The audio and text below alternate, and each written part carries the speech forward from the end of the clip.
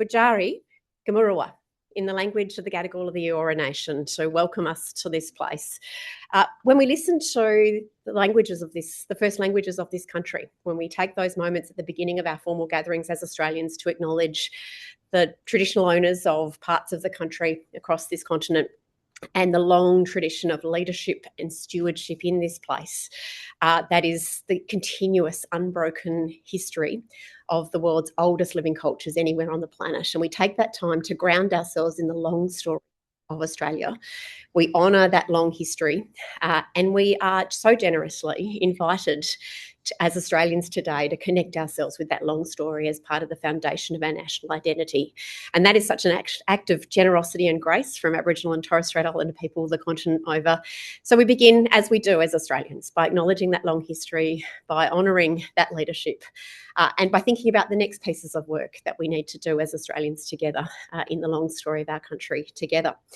I'm Misha Schubert. I'm the CEO of the Super Members Council, and it's such a privilege every day to do the work that we do as part of this strong community of advocates and change makers, to think about the stewardship task of continuing to make sure that the super system, on which 17 million Australians now rely for their retirement incomes, stays strong and secure and continues to grow so that it can do that transformative work.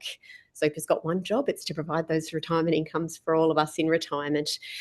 But we also attend diligently to the task of making sure that the full project of universality is attended to. So it's my very great pleasure in that context to welcome you all today to the official launch of our newest SMC research report, Unfinished Business, Fixing Gaps in the Super Guarantee. A big thank you to Aware Super and the many staff from Aware who joined us here today for kindly hosting this event. As we know, Australia's super system was designed to be universal and compulsory. That's one of the things that makes it the envy of the world, so that all working Australians could have a higher standard of living in retirement, not just the wealthy. Before we created the super system 33 years ago now today, in Australia, only about 10% of Australians had any form of other sorts of income or pension or super-like income in retirement. Most people worked their whole working lives. They reached that retirement age and then they had the age pension alone as their source of income. The age pension is $30,000 a year, which is not a huge sum on which to live. And super is now already paying out $2 in income for every $1 that taxpayers expend in the age pension. But shockingly, even though we know that super is doing that transformative work for so many millions of our fellow Australians, more than 1 million Australians are still missing out on that same guarantee, that same transformative power of super to uplift their incomes in retirement and give them that same dignity and financial security as the rest of the country. And the reason they miss out is simply because of who they are, the work that they do, or perhaps because they've taken time out of paid work to deliver vital caring responsibilities that our society and our economy desperately need. SMC developed this research to shine a light on those pockets of the Australian workforce, workers under 18, domestic nannies and cleaners, gig workers, and importantly today, a big spotlight on carers. Momentum and understanding have been building around that issue for under 18s in particular, being excluded where they work less than 30 hours a week in recent years. And I want to particularly honour many of the organisations and leaders in this room today who've been at the very forefront of the advocacy we've done together on that issue, the ACTU and the SDA and REST in particular, on that particular issue of under 18 super. And we're really delighted that the Australian government recently, through senators in the Senate Economics Legislation Committee, expressed in principle support alongside other parties in the Senate to really starting to fix that enduring exclusion of part-time under 18 workers, which again we know particularly affects young women. But in addition to that hugely important work we've done together on under 18s, we know that other workers in our economy are also missing out. Some of them are perhaps less visible but no less vulnerable, and this report seeks to shine the light on them and sets out new data analysis to show that when they're excluded from that legal guarantee of super, it lowers their retirement income, and by extension, that adds to the cost of Australia's taxpayer-funded age pension system. We are really honoured today to be joined by the Honourable Tanya Plibersek MP, the Minister for Social Services, to officially launch this report today. Minister Plibersek is well known to many in this community. Her life and career are defined by a deep commitment to fairness and to championing the people who sometimes are easily overlooked in policy conversations. And I know many of us who have followed her leadership on the public stage and in national life for a very long time know the pivotal role that she's played, a really instrumental one in driving reforms that support working families and people on the margins of our economy. Right from her earliest career days working on domestic violence prevention at a state level in this country, to her long record of ministerial action on housing, social inclusion and the status of women, which I know is a set of issues really close to her heart, and has been a long-time champion for women and girls across the suite of policy responsibilities that she's held at very highest levels. We're really honoured to have her today, so would you please join me in warmly welcoming Tanya Plibersek.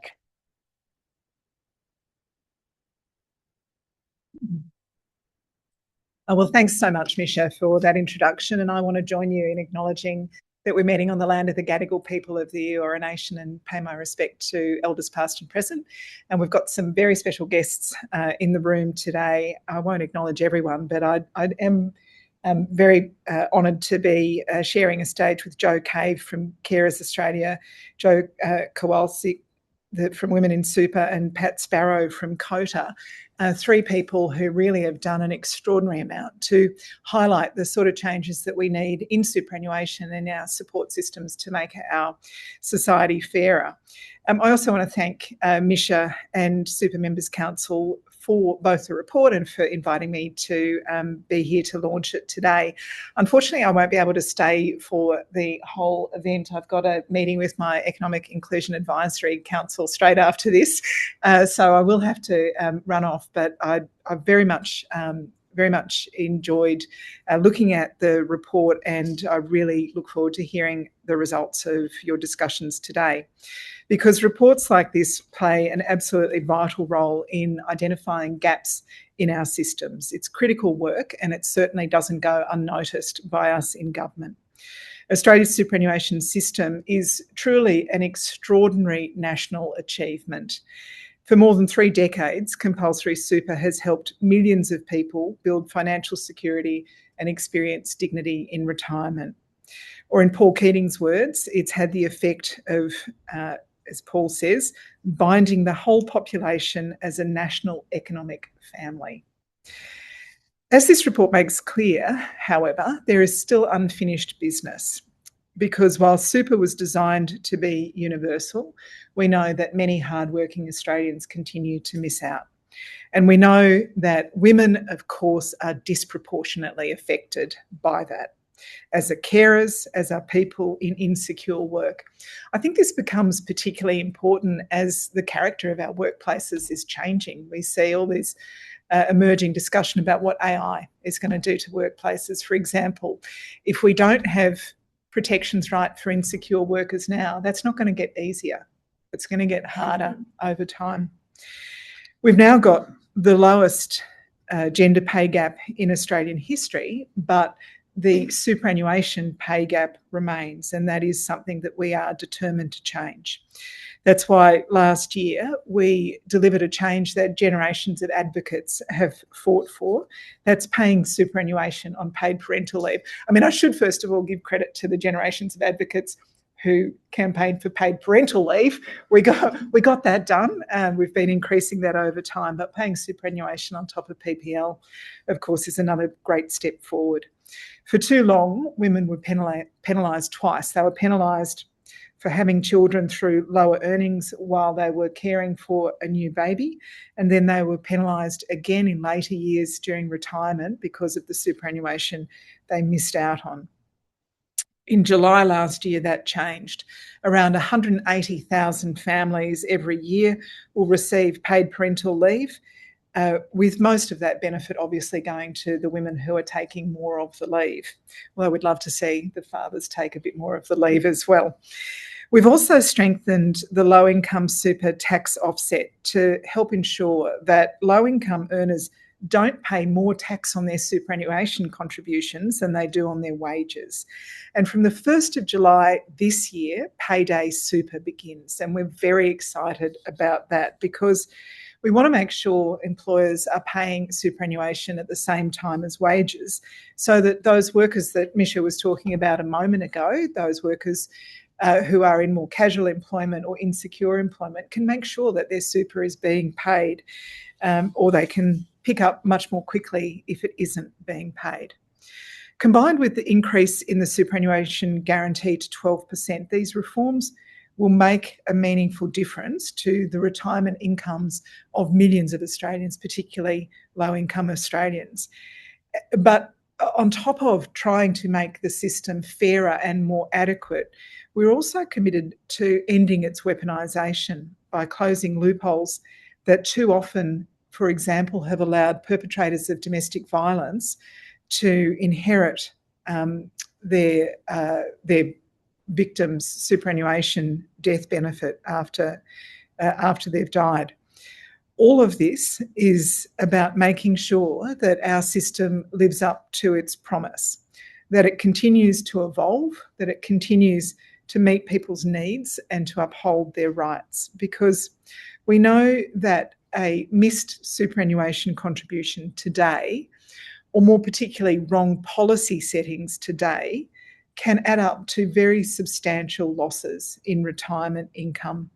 And for women who are much more likely to be undertaking caring responsibilities, much more likely to be working part-time or to experience interrupted careers, that very quickly adds up. That's why conversations about super are ultimately conversations about equality, about recognising the value of care, about recognising the value of unpaid work, about ensuring the benefits of economic participation are shared. The Super Members Council has made a really significant contribution to that ongoing conversation through this report. I want to thank you for your continued advocacy and for challenging governments to think about our blind spots. Like you, I am committed to ensuring that our superannuation system continues to evolve and to transform the incomes of millions of Australians in retirement. And I look forward to working with you on that goal. Thank you.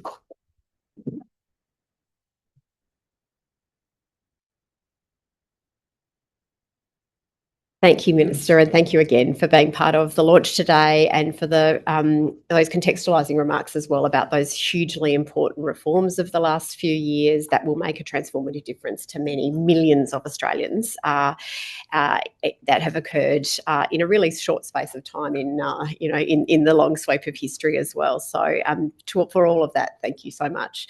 It's now my pleasure to invite to step us through some of the key insights from the report Super Members Council Executive General Manager of Advocacy, James Gunn. Over to you, James. Thanks very much, Misha, and thank you very much to Minister Plibersek as well for giving up her much valued time for us today. And thank you to everyone here in Sydney for joining us, and to all of you elsewhere around the country for sharing your Friday afternoon with us. Misha will soon go to a panel, but before then, I will take you through the findings from this report and do a bit of the scene setting and context as to why we did it and what it shows. As Misha said, I'm James Gunn, EGM of Advocacy. All right, let's get stuck in. Let's make sure that, there we go. So we sort of started out looking at the objectives of the super system, and super is one of our biggest policy successes. Consistently, 8 out of 10 Australians say super is going to be critical to their retirement. It was designed to be universal, compulsory and preserved so that all working Australians, not just the wealthy, could build savings for their own retirement. That vision has largely worked. Today, more than 90% of workers have super. As Misha mentioned earlier, that was around 10% in the early 90s. The super guarantee has just reached 12%, and retirement balances are growing strongly as the system matures. Universality isn't incidental to that success, it's foundational. It lifts retirement incomes, it delivers a fairer, more sustainable system overall, and it reduces reliance on the age pension. But despite that vision, super still isn't truly universal. More than 1 million workers miss out on the super guarantee today. And the sting to that is that because the system itself is getting stronger, and as the Minister mentioned, the workplace is evolving, balances are growing, the super guarantee is rising, and retirement incomes are rising. So the cost of being locked out of that is magnifying for those who don't yet share in its success. People who miss out retire with less, inequality widens, and more pressure shifts to the taxpayer-funded age pension. It also undermines trust in the system. So these exclusions weren't accidental. Back in the 90s, many of them were built into the system when work was more standardised and balances were small. But those conditions no longer hold today. So we've got fee caps in place, insurance protections are in place to protect low balances, and the way in which Australians work and the value that we place on that work has changed dramatically. The system has evolved, but its rules haven't. In recent years, though, government have closed some of these gaps, and the Minister mentioned a couple of them. Removing the $450 a month earning threshold, paying super on Commonwealth paid parental leave, with an estimated 95% flowing to women of that benefit, and fixing the low-income super tax offset. These reforms improve fairness, narrow the gender super gap, and strengthen confidence in the system. This report is about the next piece of this unfinished business. So it's making super far more universal. It looks closely at 4 current gaps in SG coverage, builds a profile of who's affected by each of those, and uses data analysis and cameo modelling to show what the benefits will be of closing them. So first we'll start with informal carers. So when people step out of the workforce to care for a loved one, they generally lose income and they also lose super. Care is essential work. It helps families, the health system, and the economy more broadly. But it's not currently treated as work for the purposes of the super system. The government's carer payment is income and asset tested. It's highly targeted at those who take time out of the workforce to provide that constant care. And in this sense, it's very similar to the Commonwealth paid parental leave scheme. However, its rate at the moment is pegged to the age pension and not the minimum wage. So you'll see on this slide, and this is contained in the report, there's 334,000 Australian carers who currently receive the carer payment. 7 out of 10 of them are women, and many of those carers care for their loved ones for years. So the Department of Social Services data shows over half receive the payment for more than 5 years, and more than a quarter receive it for greater than a decade.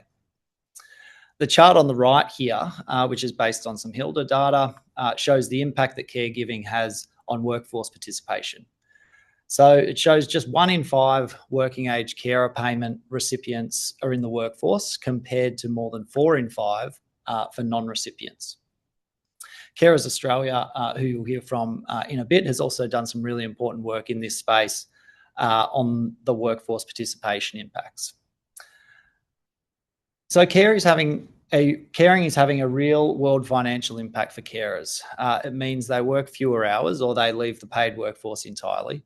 Career paths are disrupted, which can reduce progression, stunt an individual's overall earning potential, and that translates into lower retirement savings and is a key driver of the gender super gap. We've already accepted the principle that super should be paid on paid parental leave, and carer payments should follow that landmark precedent. And what would this mean for carers?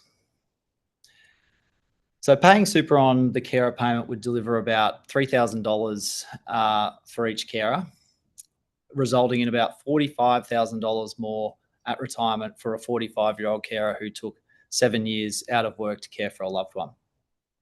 That would mean an extra $1,200 per year more in retirement income.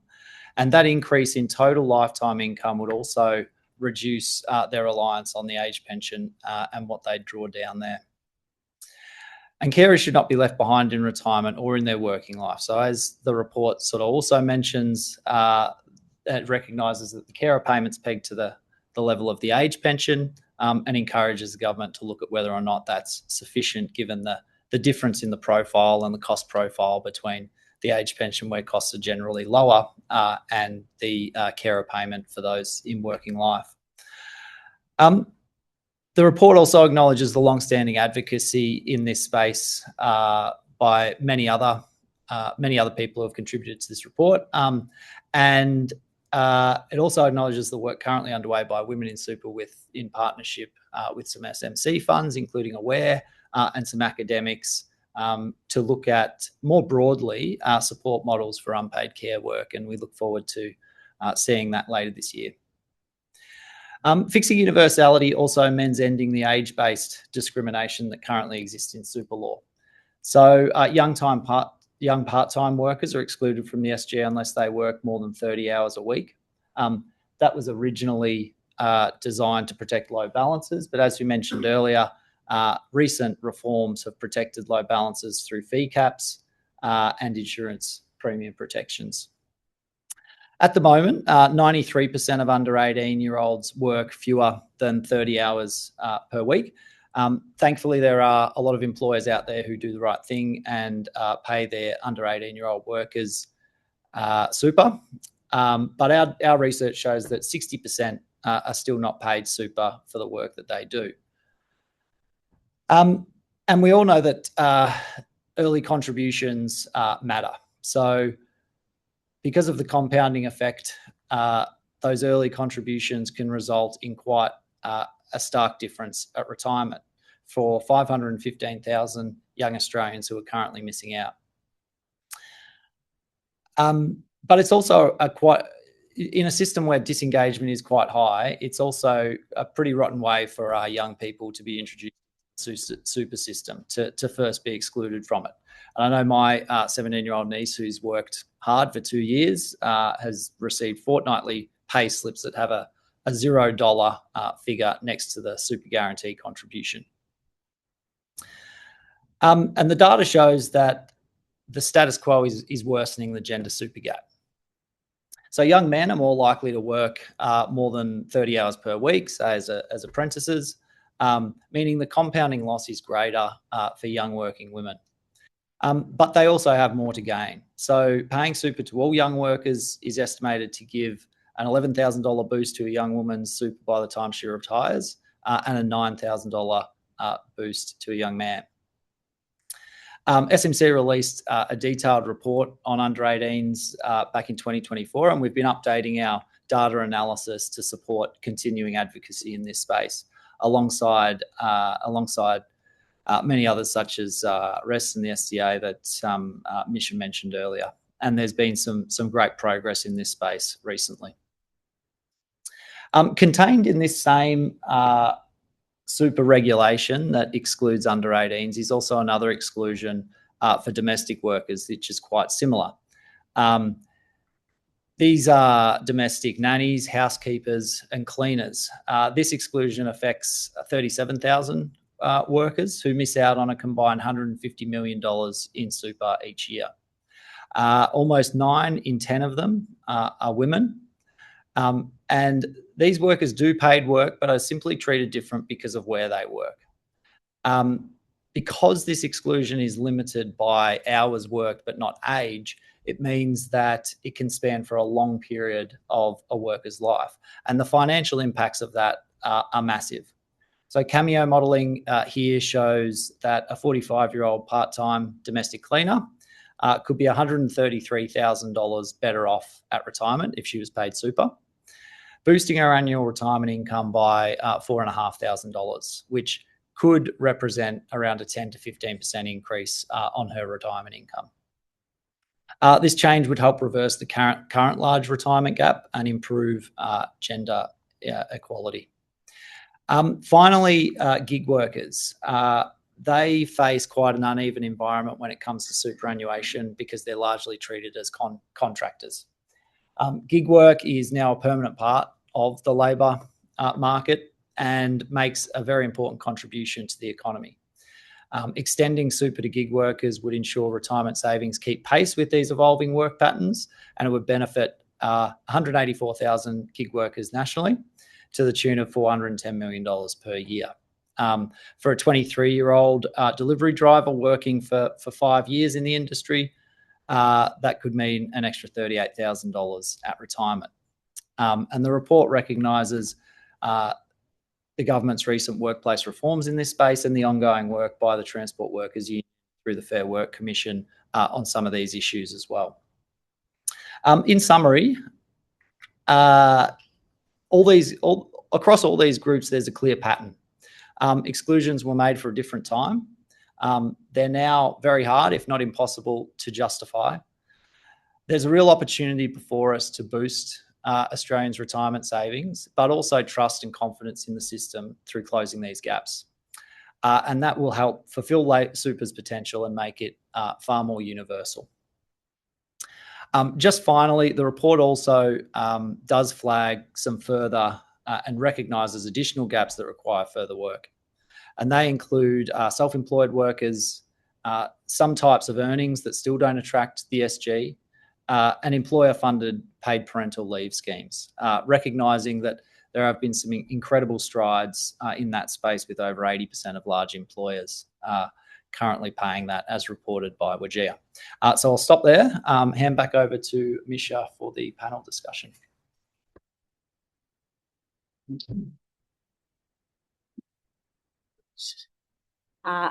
We are just about to do a quick step ball change.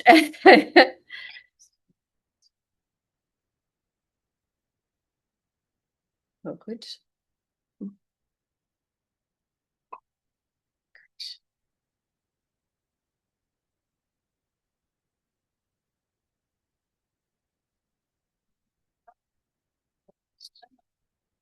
Good.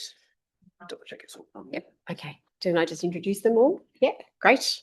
Let's power right along then. Yes. Good. Fantastic. Well, what a treat we have for you in store. Building on the Minister's terrific opening and context setting and, strong positive openness to hearing about these remaining pockets of people, like Australians excluded from that same guarantee of super coverage, and that quick walkthrough of the highlights. We have a power panel of eminent CEOs, advocates and change makers to just step through and unpack some of these things. So I want you to please warmly welcome Women in Super's CEO, the magnificent Jo Kowalczyk.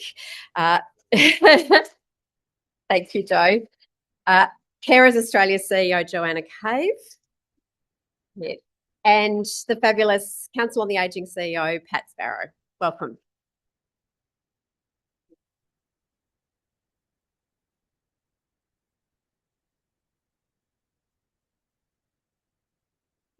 Thank you. Thank you. We're going to, oh, you guys are all mic'd on the lapel. Excellent. Very good. Well, what an amazing lineup of women leaders and change makers. Thank you to each of you for taking time in your incredibly hectic weeks and schedules to bring your leadership to this important moment today in our shared carriage and leadership on these issues. Jo Kowalczyk, maybe let's start with you. We've just recapped that story of 17 million Australians who now are enjoying those transformative benefits of super. It's a remarkable achievement for working people in our country, and one that many of the visionaries and leaders in this room and their predecessors had achieved for Australians in their millions. But this report really highlights where there's still work for us to do to bring that full promise of super. So just paint a picture for us, if you can. How did some of these exclusions come to being in a system that is meant to be fully universal? And what are we going to do about it? Fight like we always do, is the short answer. Look, I think we're all in furious agreement. Superannuation in this country is one of the great policy outcomes that we have achieved as a nation. But like many systems that have evolved over time, it's based on assumptions that were in place when it was developed. And there's no doubt that our super system works exactly as it was intended to for the people it was designed for.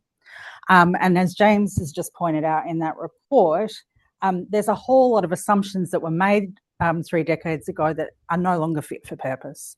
We didn't fully understand the diversity of the way that people worked, how they lived, how they cared. We are much more across that now. And we had less understanding of what the long-term consequences were going to be of what were seemingly small exclusions at that time. But what we know now, and it's amplified by the SMC report, is that these exclusions do disproportionately affect women. They disproportionately affect young women and women who are in insecure forms of work and those who are doing that critical unpaid work. And it's not just the carers who are in receipt of payments, but it's those people who are doing that critical, arguably the most productive work of raising our next generations who are also missing out on superannuation. So even though each kind of appears quite narrow, when you put them together, you're really building this picture of compounded disadvantage. And I think that if we accept, which we seem to all do, the underpinning principle of superannuation is that people should be able to build their financial security throughout their working life, then it's important that our system keeps pace with the way that we work and the way that people work and live in Australia. So I think the report is great in terms of the work that we need to do. And I think there's been a number of comments about how we win these outcomes working together in collaboration. And that's what we need to keep doing to make sure that our system is truly inclusive and genuinely universal. Such a terrific context setter and an excellent call to action about the leadership of every single person in this community and beyond, and that wide coalition of voices we need to bring to this piece of shared work together. Pat Sparrow, we know that super's dramatically lifting that income for the majority of retirees today, and will do even more of that heavy lifting in the future. But your research at COTA shows that we've still got nearly 1 in 4 older Australians still living in poverty. So how important are changes like the reforms that are proposed in this report through that lens to improving that coverage and sustainability of super to lift future generations for all Australians out of that poverty, and what more needs to be done there? Thank you. And it is really important. We do a report every 2 years called the State of the Older Nation. It's a representative sample, so it tells us a lot about older people and what their experiences are. And we did find that 1 in 4 are living in poverty. 28% are doing well financially, and everybody else is somewhere in the middle and really affected by cost of living pressures and things that are happening to them. So the returns, the reforms to improve coverage are really incredibly important because we know super is working well for those who are covered by it. But what we want is to make sure that it is universal. I was really pleased that that's what the report's talking about, is that universal system back to its roots. Those recent reforms are making a difference. And it's really important because whatever your age is in this room, you're all an older person waiting to happen. Some of you are just closer to it than others, like myself.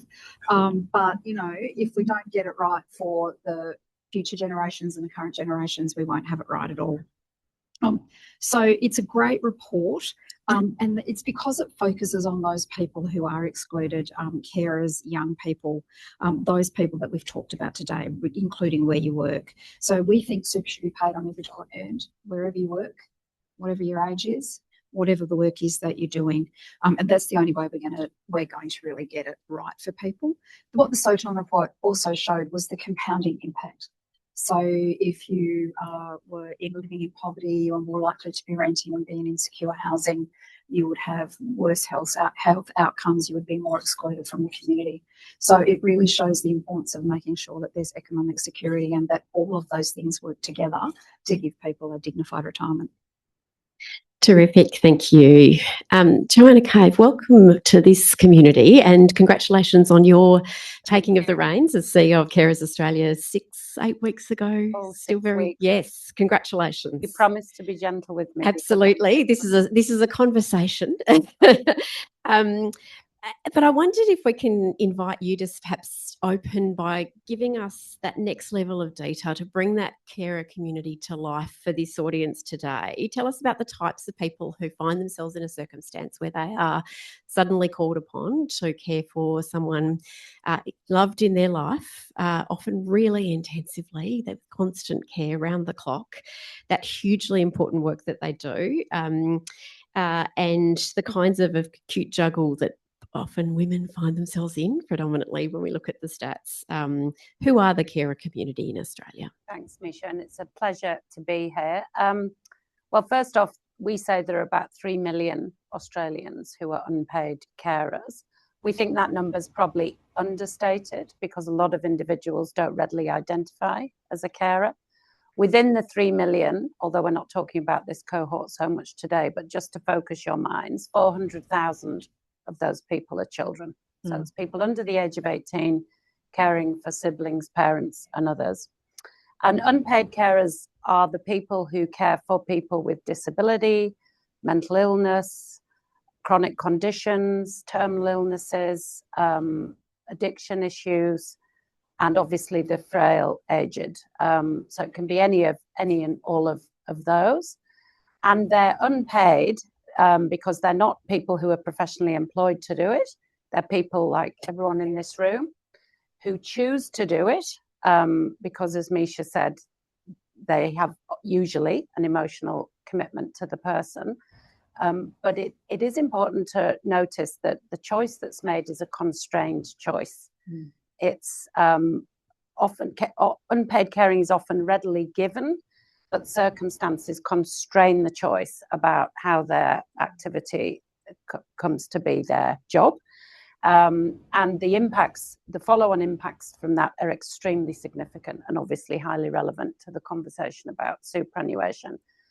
The first and most difficult barrier that most people experience when they become an unpaid carer is how to juggle that with their paid employment. So that's the biggest tension that usually emerges pretty quickly. And there are a lot of carers who immediately reduce their hours if they can. A lot of carers who take early retirement. A lot of carers who give up completely. A lot of carers who switch to casual employment, but that brings its own problems because, for just one example, casual employees don't benefit from unpaid carers leave. So there are all kinds of problems that immediately bubble up when it comes to balancing paid work with the unpaid carer role. And obviously, if you reduce or give up employment, that has an immediate or has a longer term impact on your retirement position. So you can see where that tension point arises.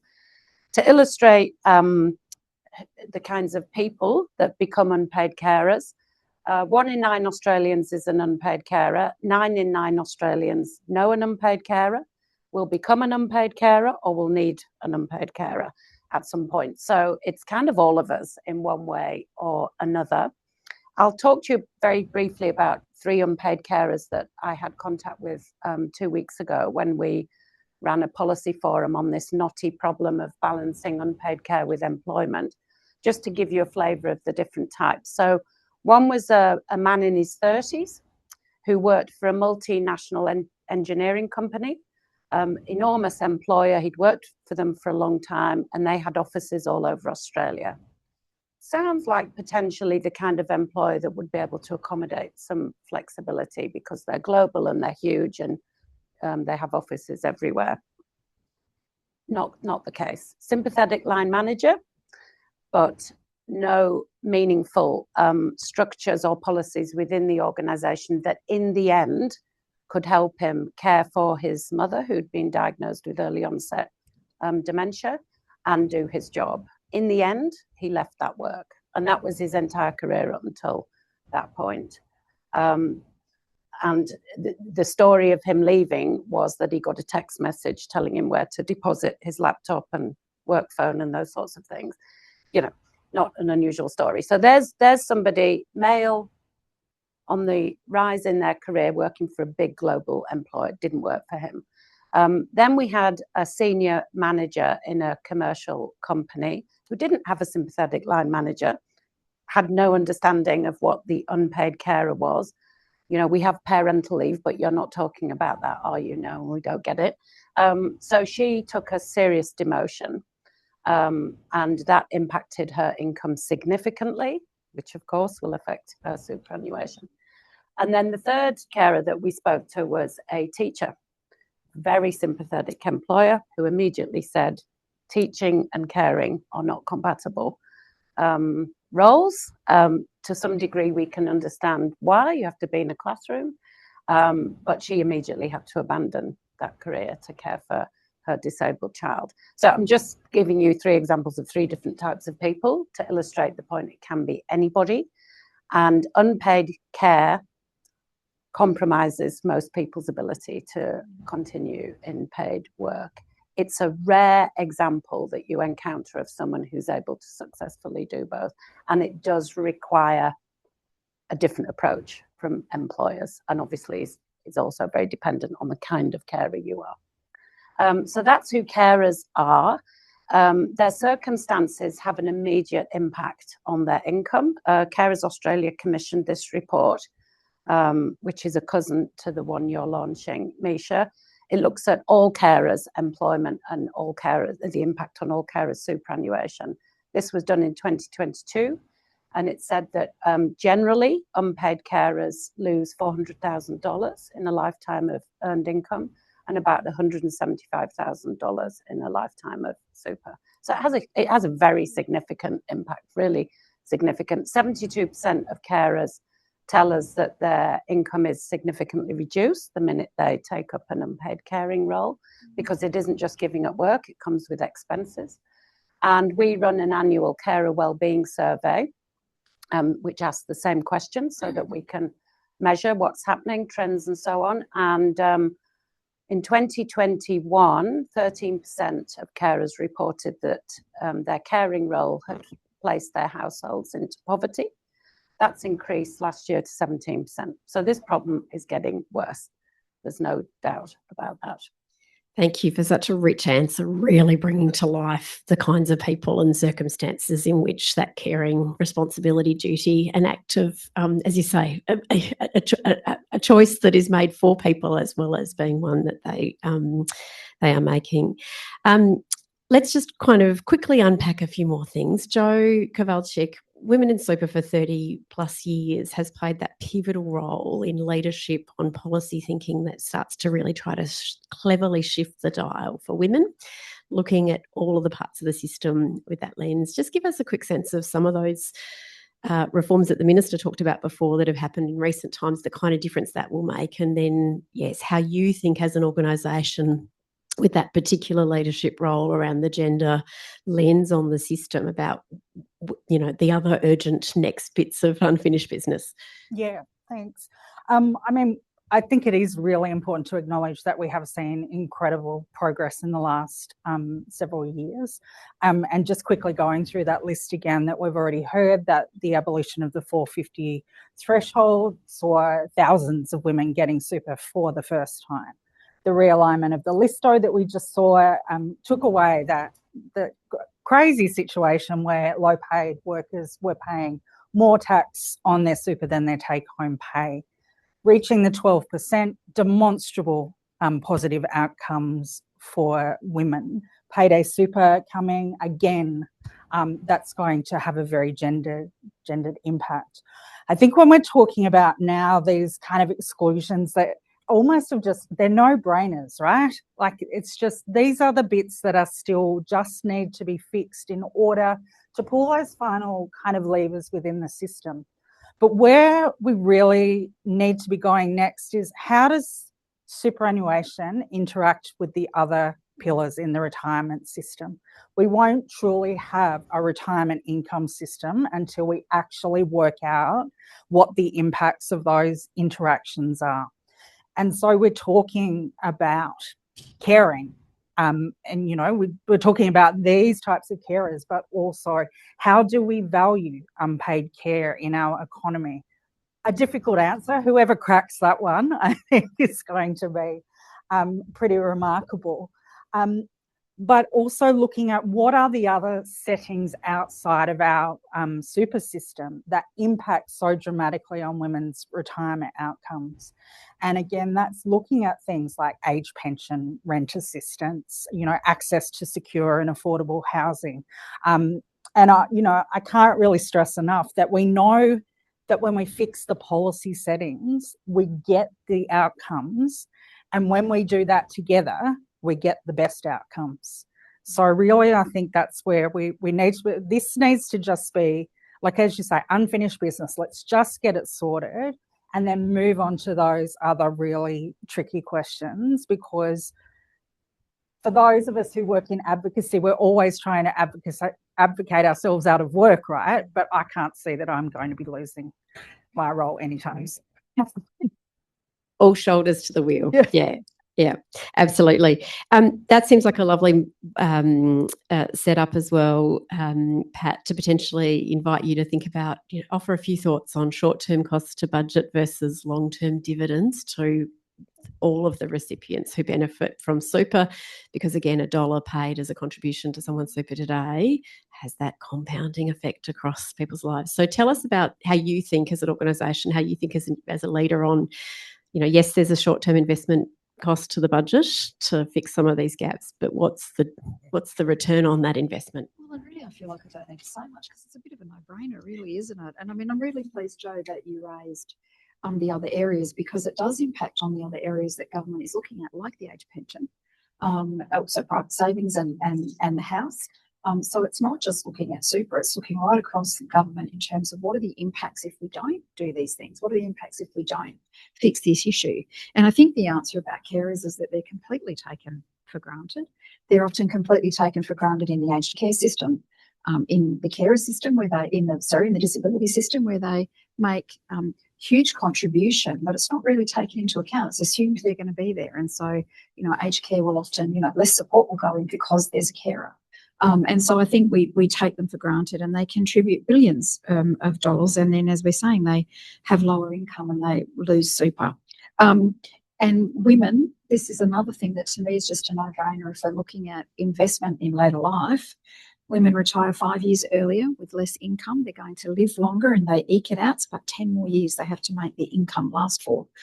So for me, policymakers, and I think we have to have much more of a conversation in the community now about, in health, about prevention and how to actually do this. This is the same thing. It sounds funny to call it prevention, but it is about, if you invest now, down the track, it's going to be a better outcome for the individual who has contributed to the community and to society all the way through their life. It's better for them, but it's also better overall on some big expenditure items like the pension, which has to be there for people who need it.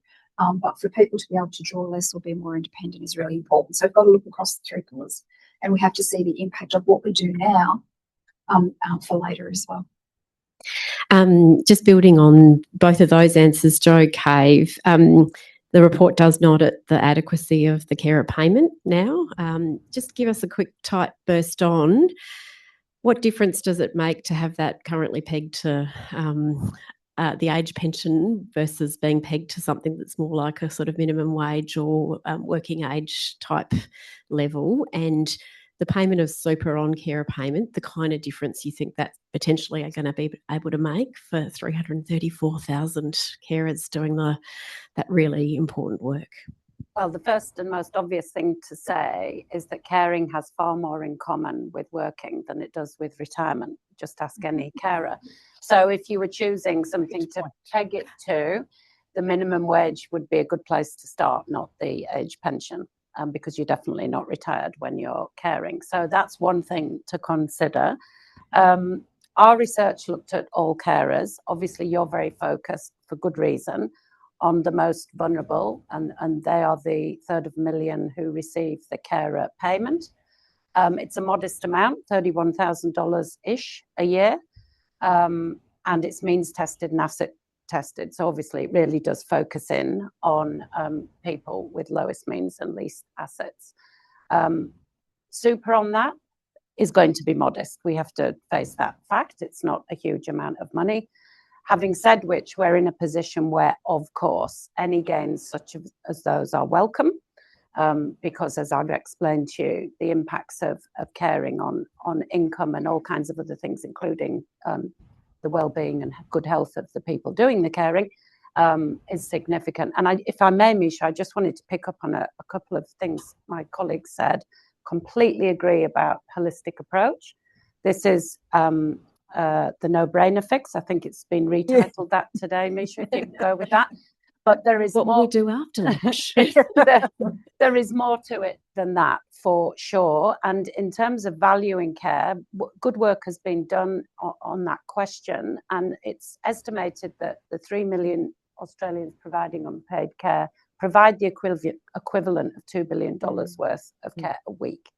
So if the government was funding that work, it would be one of the biggest departments within government and would need a very big budget. The grit in the oyster is that the people I represent will not go on strike. So I don't have a stick. However, if you pay close attention to outcomes for carers, you might start to think differently about pegging their carer payment to the pension rather than to, say, the minimum wage. 71% of people in frail age, old age health rely on an unpaid carer. That's a lot. And 48% of disabled people under the age of 65 rely on an unpaid carer. They are very, very significant people in our care services, albeit that they're unpaid. Outcomes for them are demonstrably worse. Their own well-being, their retirement, which we're talking about today, their household income and so on. So if we don't do something, in the end, there will be more people dependent on government support, and they will include people who've done unpaid caring. So it really does make sense to look at this in the round. This is a welcome first step, but we would really want to see a range of measures, particularly in light of the recently announced cuts to the NDIS system, which will load up carers with even more work than they do now.